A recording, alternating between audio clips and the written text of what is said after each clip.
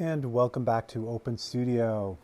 Okay, I'm gonna keep working on this sidecar.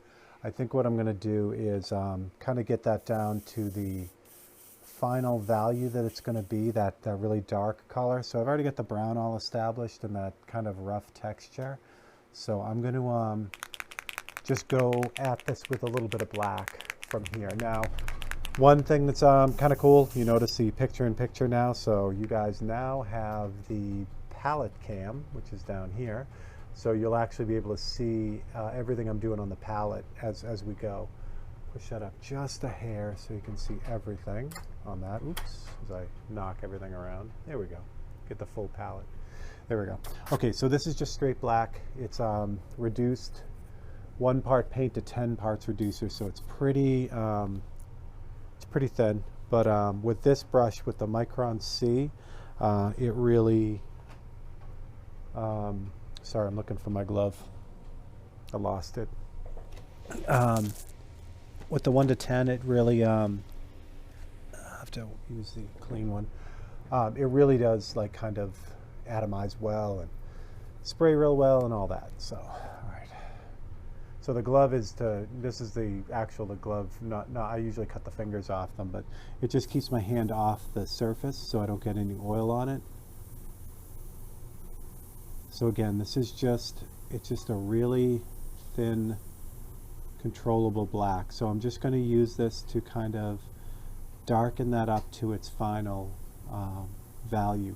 So what's nice is because it's got the brown on it already, and it's got some, there's some black in the brown. I still get all kinds of really cool like textures, and this color, even though it's almost looks black in the photograph, it's in the painting it's going to have a lot of life and just going to have a lot of interest and depth. It's not just going to be a black area on this painting. So I make sure to just kind of move around and keep it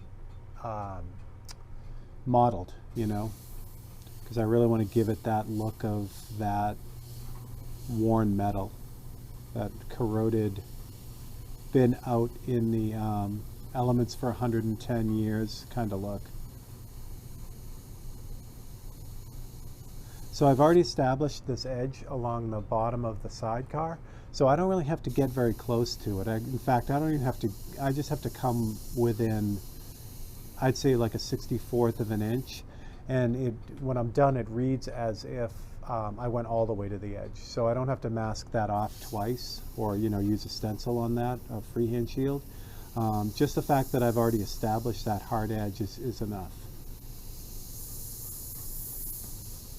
Plus a tiny minuscule amount of overspray goes onto the background from this black, and it helps to soften this line just a little bit. Not a lot, but just enough that it doesn't look cut and pasted. Like if I took a piece of adhesive mask and cut out, all these darker shapes here and then sprayed it, it would look like it was cut and pasted, and I don't want that. I want it to just read kind of natural, and this is a good way to do that. So even if I'm using adhesive mask like that, I'll lay it all out, but then at some point I will pull all that adhesive mask before I'm done painting that area so that I can do the same kind of thing. I can soften that edge just really slightly. And that's a hard thing to do, because when I first started getting into airbrushing, it's so easy to use adhesive masks for everything, and I did. And a lot of my early work looks like it's just cut and pasted. It looks like it's like a jigsaw puzzle of color. So it wasn't until I started working with those freehand shields and getting away from that adhesive mask that I just got this more natural look. Now, again, it doesn't mean that you never have to use adhesive mask. That's not the point. It's just knowing that, having that really super hard edge is what you're going to get out of it. All right, so I want to grab, what is going on here on the side of the tank? All right, this is part of the tank, but it's also really dark too. So I'll just kind of knock this in right now. I don't think it's the side cover. I think it's the front of the tank here, but it's basically the same color as the sidecar. So I'm just going to kind of, since I've got this in the brush already, I'm just going to develop that so I don't have to really worry about it.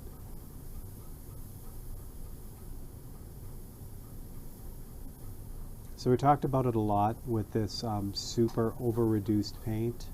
Again, at 1 part paint to 10 parts reducer, this is way, way over their recommended reduction ratio, and the paint becomes very weak essentially. It doesn't really want to stick as well as it would if it just had the standard amount of reducer, because you're taking out all the binder. But again, because I'm working on paint, I'm spraying this weak paint onto paint that's established on there. It more just stains it and becomes a part of that stronger layer underneath. So again, I know I've mentioned that, but that's how I get away with having such, you know, thin layers or thin mixes of paint. All right, so that is all that's going to take. So that's really good. So now what I'm going to do is I'm going to start developing the top side of this sidecar. It's got a lot of cool stuff going on in it, so so we'll jump to that next. I've got the base down, which is again that standard, the rust color I developed for the whole painting. So I've got that as the base, and that's what you're looking at right there. So what I'm going to do first is I'm going to add the, there's a light, like kind of a, I don't know what it is. It doesn't look like paint, but it might be paint. It's just kind of a splotchy area on the top. And for that, I'll mix up a little bit of white with yellow ochre. So, oh, I could actually do that over here. You might be able to see it a little bit better. So there's still black in there in the cup. I didn't rinse it all out, I just sprayed it out.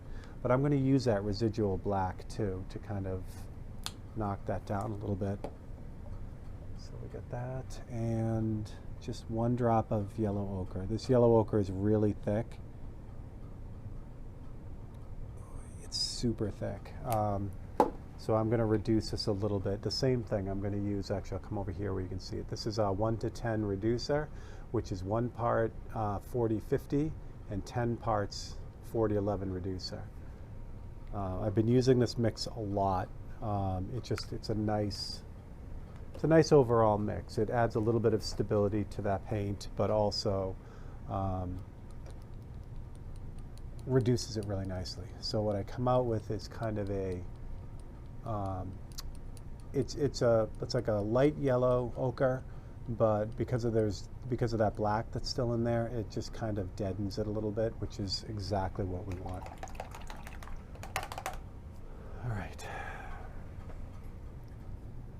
So where that is it just kind of, it looks like it's on the top of this sidecar. And it's a pretty random shape. Actually, there we go. So I'm not going to use the paintbrush to do this. I'm going to use the airbrush.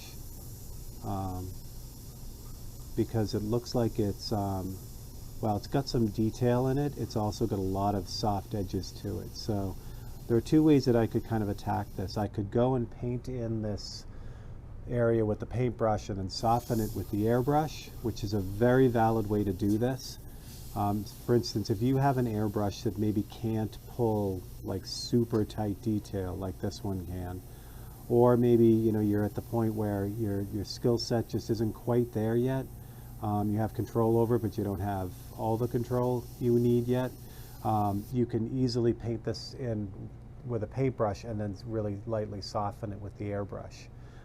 And you could do that with a, you know, like a bigger, like if all you have is a airbrush that moves a lot more paint than this one, you could certainly do that with a paintbrush and an airbrush. So this brush, again, because it produces such a fine line with a thicker paint like this white, it just lets me kind of do both things with one brush, which is nice. So once I get the kind of shape in of that, I'm going to just kind of lightly go over this and kind of blend it together a little bit with the by moving back a little bit farther, and that'll give me that, whatever that is. I think it's paint.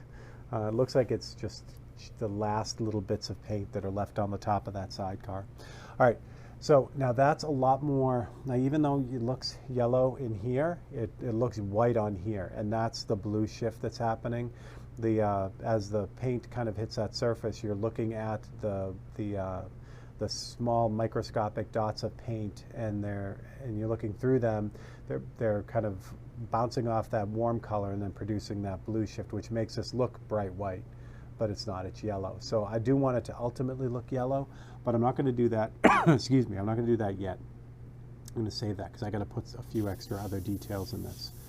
Over the top of this though, there is, it's kind of a washed out,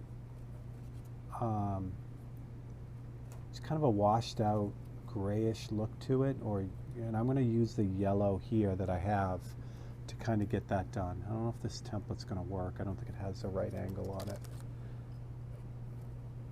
So I'm going to get a template to block off the background here. I don't want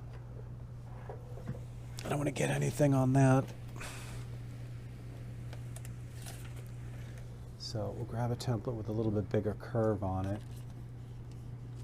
I don't even know if this one's going to work. Yeah, this one will work. Yep, this one will work. So I just want to block off that background so I don't get any of this yellow ochre on the background. And I'm just really, really lightly going to kind of go over this, just the top part of it. Just slightly, just to give it that same bluish gray kind of tint to it.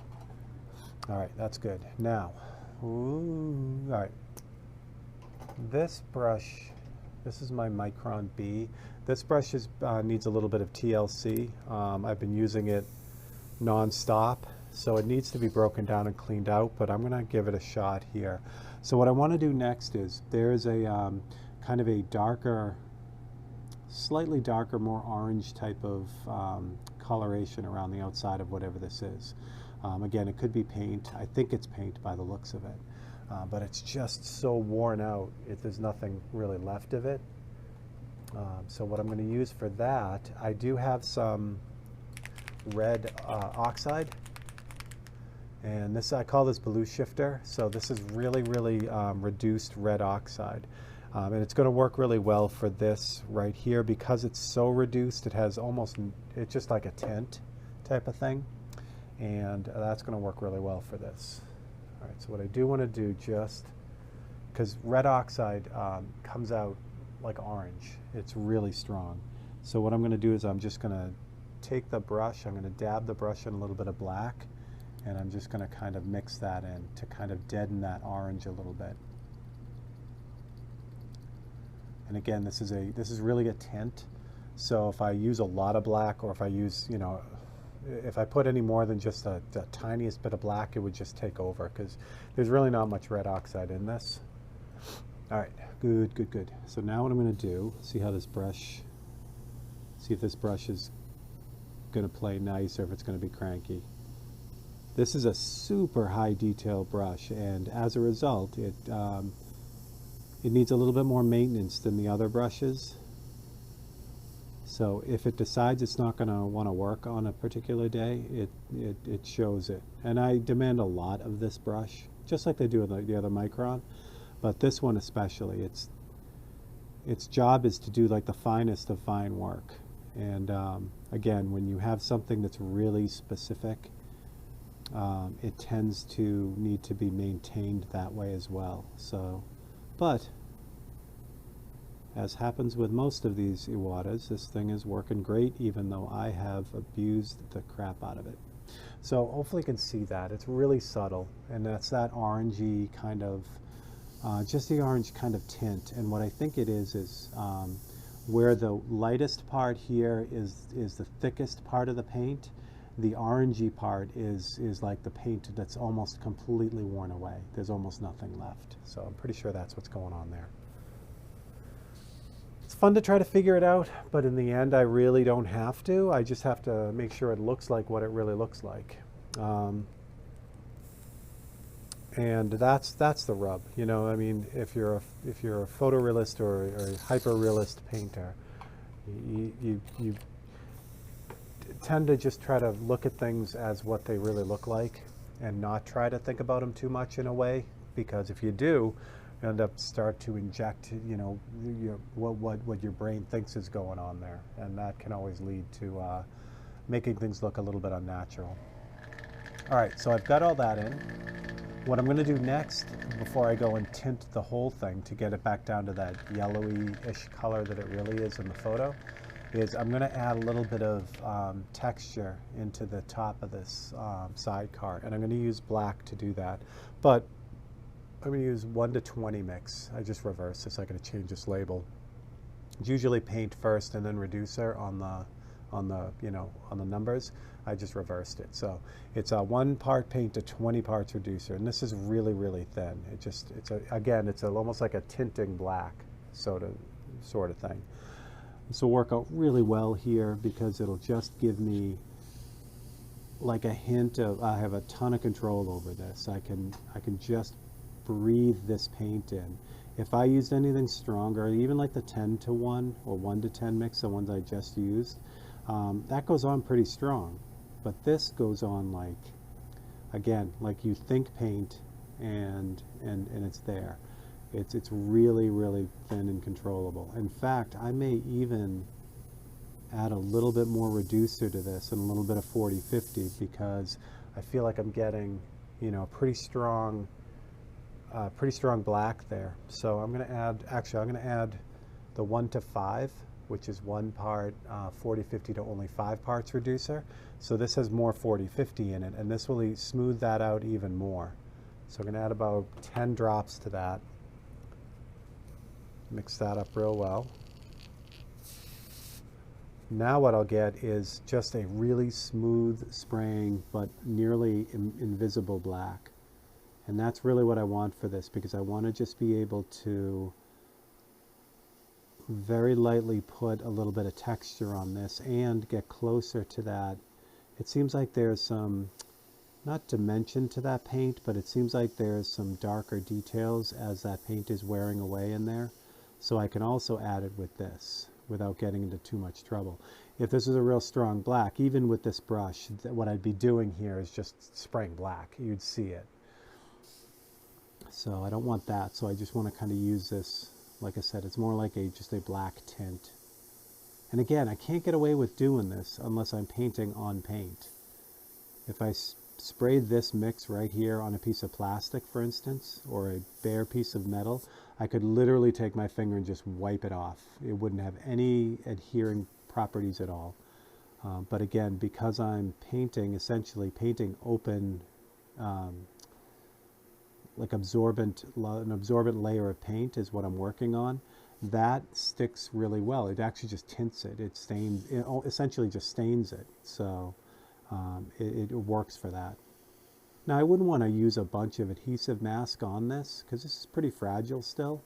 So if I needed to mask this off, I'd have to be real careful because there is a chance that I could pull up this layer, layer I'm putting on right now. And it wouldn't come up in like a sheet or anything because it's so thin. It would come up in little spots, basically. So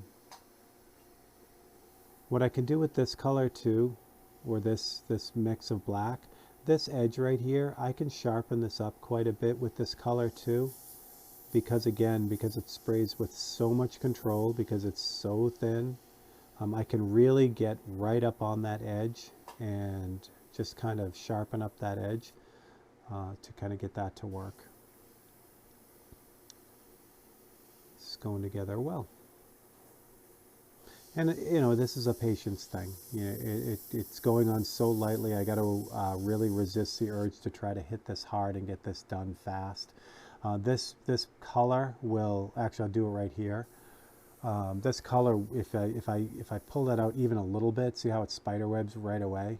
So you gotta really, with something like this, it really needs to be applied very slowly and carefully. Again, because it has such little ability to adhere by itself. It'll just run all over the place. It'll just spiderweb all over the place. But what a powerful tool it is to have any paint that will go on so lightly and have so much control involved in it. Just really, really works well. All right, I think that's good.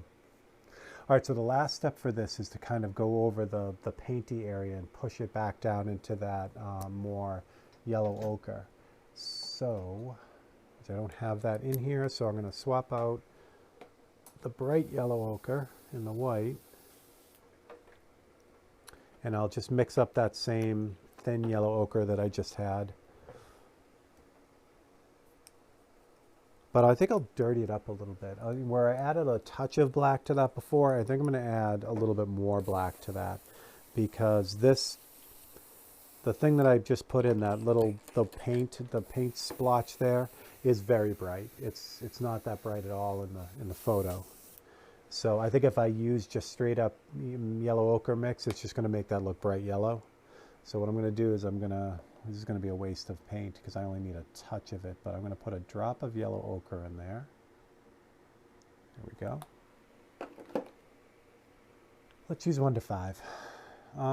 I find 1 to 5 and 1 to 10 are almost interchangeable. If I need it to flow a little bit better, like if I have a difficult color like this yellow ochre, I want to add a little bit more 40-50 to it. So that's what this mix is for.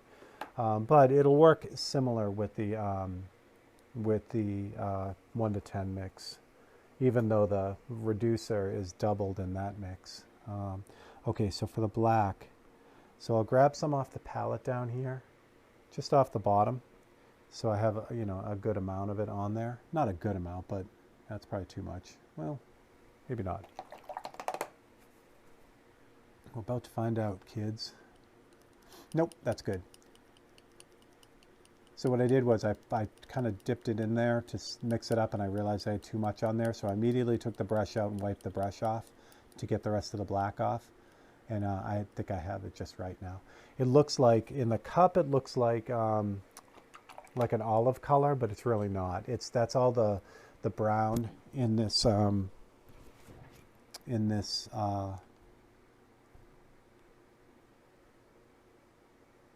the yellow ochre. What am I thinking here? There we go.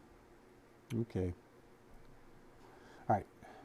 So yeah, it looks like a olive green, but it really isn't. It's still that yellow ochre. So now with this, I'm going to lean down. So I'm looking at this at an angle because I can't see this color go on. So what I want to do is as I'm spraying this, I'm looking at the wet paint hitting. And what the wet paint does is when it's out of the airbrush and it's wet and it hits the surface, it looks dark. And then as it dries, it lightens up. So I can't even see the paint going on the surface. All I can see is that wetness. So I can really creep up on this slow. I don't want to hit this hard. Like that. So it looks pretty good. Pretty good. There's a little bit more white in this now, but that's okay. So what I'm going to do is I'm going to hit it a little bit more because I don't want to, it's easier to overshoot this. So I'm going to kind of hold off there for a second. And what I'm going to do is I'm going to swap out to the paintbrush. Grab some white and some yellow ochre. Actually, I got some mixed red up here too already. So I'm going to kind of mix this out. This here, I think I might have mentioned it on this painting so far, but I think I mentioned on the last one. This is the wet palette that I have from Red Grass. I do a Tech Tuesday on this. I've had it for over a year, and I do not know what I've done without it before. You can see it on the side. It's got this, well, it's just on the edge there. That's the sponge that's underneath. It's almost like a really thick chamois. And then there's a piece of parchment on top of that, and it's in a small, like a shallow tray. You fill it with, put water in the bottom of it. It soaks the chamois, and then that water really slowly goes up through the parchment and keeps the paint wet on the surface for a long time. It's really saved just. I used to use a glass palette all the time, and I would just put a drop of paint on it, be able to use it for 10 minutes, and then I'd have to put out another drop of paint. But this changed everything. So now I can actually use the same, paint for a little while. It does eventually dry out, but like that is doing. But man, is it a big difference. All right, so I've got that yellow ochre white, and now I'm just going to kind of go in here and add some paintbrush details to kind of pull that back out, the brightest parts of that, whatever that is. Like I said, I'm almost positive that's just the tiniest bit of paint left over. It's just kind of hanging on for dear life here. So a little bit of detail there, and that looks really, really good. I'm going to go with that. All right. see if there's anything else here. Yeah, you know what I'm going to do? I also have on the palette this kind of rusty brown mix that I was using for the darker details. So I'm going to grab some reducer. You guys can't see that because it's down below. So I'm going to push this up a little bit farther so you can see what I'm doing. So this palette also comes with this little reservoir setup here. So what I do is I have 4011, the regular reducer, in this very first reservoir here. So that's what I'm doing. I'm just grabbing some of that and coming up into the palette and just really making a really thin, almost like wash type color out of it. And again, I can't stress it enough, by wiping out this color so hard with reducer, I'm just basically taking out the binder. So the only way I can get away with using this color is that I'm painting on a pre-painted surface. So I'm just adding this really super thin wash to the paint that's already there, and it's kind of, again, it's just staining it. It's soaking into that paint layer, and that's what allows it to stick.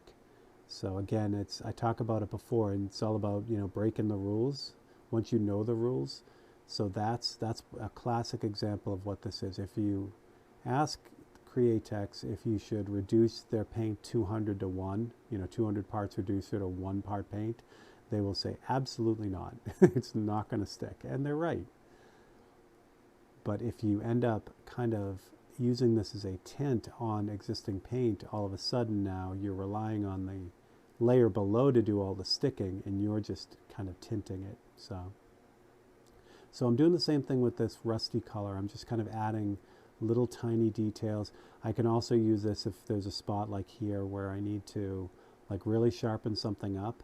This is a great time to do that with this as well, because this tinting color will just melt into everything that's already there, and it won't really be super visible. The same thing like with the top leading edge. I can add like just the tiniest hint of a separation there, a line, which will really kind of be nice too.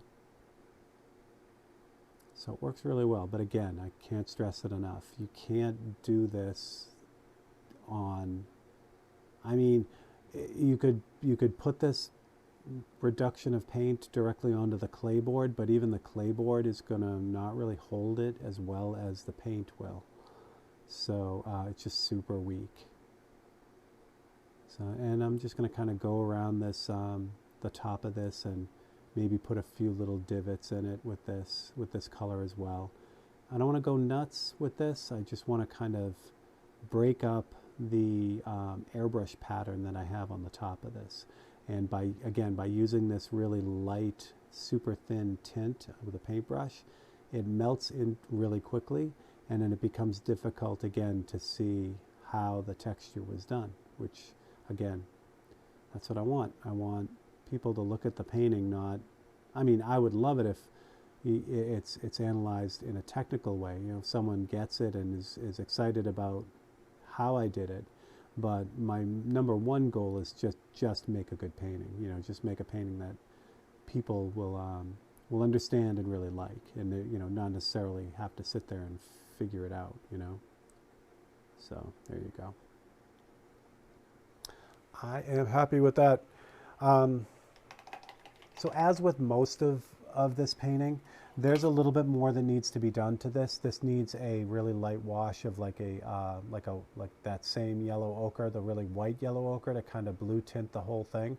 But I'm going to wait on that, because what I'm going to do is at the end of the painting, I'll back out a little bit so you can see the whole thing. But on the end of the painting, there'll be other areas like the tank here, and maybe some of the, like the frame or the running board or something, that would need that same thing. You know, that same yellow ochre, because they're all basically the same rusty kind of color.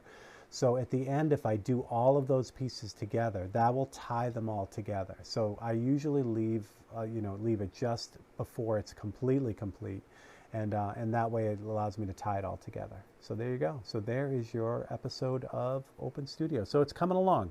It'll be fun to bust into the motor and everything, but I think what I'm going to do is I'm just going to kind of finish out this and work down this way. That way, if all I have to do is concentrate on the motor, that'll be good. So I think what we'll end up doing is from here, just work on the front forks and the headlights and the handlebars, and then kind of move on from there. But there you go. So I hope you're enjoying it. If you are, please consider liking and subscribing and hitting that bell icon. I have another, as soon as this painting is over, I have another painting lined up to do on Open Studio. So we're going to keep this Open Studio going indefinitely as long as you guys are having a good time and enjoying it. Again, have any questions, just drop them in the comments. And that's what we got. So I will catch you guys on the next one. Thanks a lot.